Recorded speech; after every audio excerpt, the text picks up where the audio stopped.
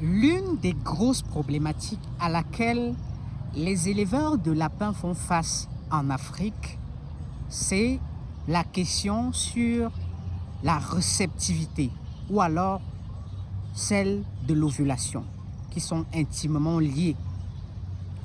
Ce qu'il faut rappeler, c'est que la lapine est un animal à ovulation provoquée. Je dis bien rappeler, parce que c'est un rappel. Quand on dit provoquer, ça veut dire que c'est la montée du mâle qui est susceptible de provoquer l'ovulation chez la femelle. Pour qu'il y ait fécondation, il faut qu'il y ait ovulation. D'autres mammifères, par contre, n'ont pas ce problème. Chez d'autres mammifères, l'ovulation n'est pas provoquée, mais elle est spontanée. Donc, il y a des périodes de chaleur. Ce qu'on appelle les périodes de chaleur, ce sont les périodes fertiles, pendant lesquelles le mammifère est susceptible d'entrer facilement en gestation s'il y a croisement, parce qu'il y aura fécondation, évidemment. Mais chez la lapine, c'est plus complexe. Ce qu'il faut quand même maîtriser, c'est que lorsqu'on est lorsqu'on parle du cas de la lapine, il faut retenir que les lapines, on peut provoquer la réceptivité chez elles. On peut provoquer, je rappelle bien, la réceptivité chez les lapines. Et lorsqu'on dit qu'une lapine est réceptive, ça veut dire qu'elle accepte le mâle. Lorsqu'elle accepte le mâle, elle va se coucher, elle va soulever son arrière-train pour se faire chevaucher par le mâle. Et lorsqu'une femelle est réceptive, on a au moins 80% de chances qu'elle ovule. Pourquoi? Parce que son organisme va sécréter une hormone, l'hormone du plaisir qu'on appelle l'endorphine. C'est cette hormone-là qui va donc favoriser l'ovulation chez les femelles lorsqu'il y aura chevauchement. Ça, c'est important de le savoir. Alors, qu'est-ce qu'il faut donc faire pour pouvoir augmenter les chances de réussite chez les femelles? C'est de pouvoir déjà provoquer artificiellement ou naturellement la réceptivité, augmenter la réceptivité chez les lapines. Comment augmenter la réceptivité chez les lapines? Je vous partage une petite astuce qui peut vous aider. Ou je vais dire quelques petites astuces qui peuvent vous aider. La première, pour augmenter la réceptivité chez les lapines, c'est de faire ce qu'on appelle le regroupement de femelles.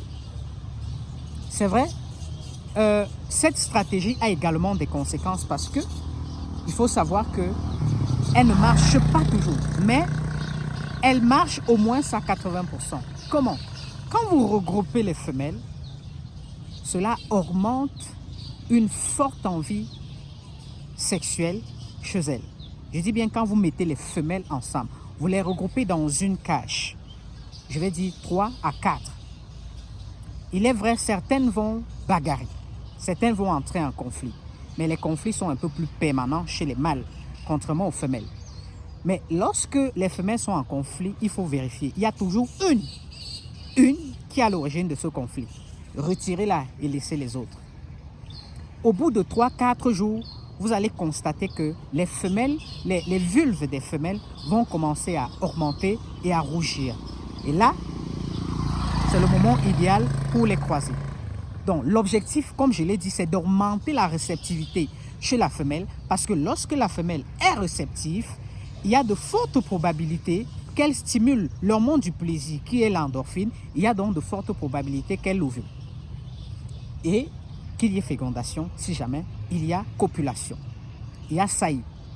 Voilà la première astuce, le regroupement des femelles. Il y a néanmoins un problème. Ce qu'il faut savoir que chez certaines femelles, en les regroupant, il y en a qui vont développer des fausses gestations. Des fausses gestations en les regroupant. Donc, on va probablement faire une autre vidéo pour vous parler des fausses gestations chez les lapines. Alors, l'autre stratégie que vous pouvez également mettre sur pied pour stimuler ou bien augmenter la réceptivité chez vos femelles, c'est de les rapprocher du mâle ou des mâles reproducteurs. À force de humer l'odeur des mâles, certaines femelles vont entrer en chaleur, entre guillemets. Elles vont être réceptives. Voilà la deuxième astuce, c'est-à-dire les rapprocher d'un mâle reproducteur assez viril. Voilà la deuxième astuce que je souhaitais partager avec vous. Donc, le regroupement des femelles ou alors le rapprochement du mâle, n'est-ce pas, vers les femelles. Mais il y a une autre petite stratégie qui, c'est vrai, je n'ai pas encore essayé, mais peut-être vous pouvez essayer dans vos fermes. J'ai parlé déjà de deux. Mais il faut également savoir qu'il y a une autre stratégie qui consiste à stimuler la vulve de la femelle. Stimuler la vulve. Avec le doigt, vous allez exciter la femelle. Vous allez l'exciter. Vous excitez la femelle au niveau de sa vulve.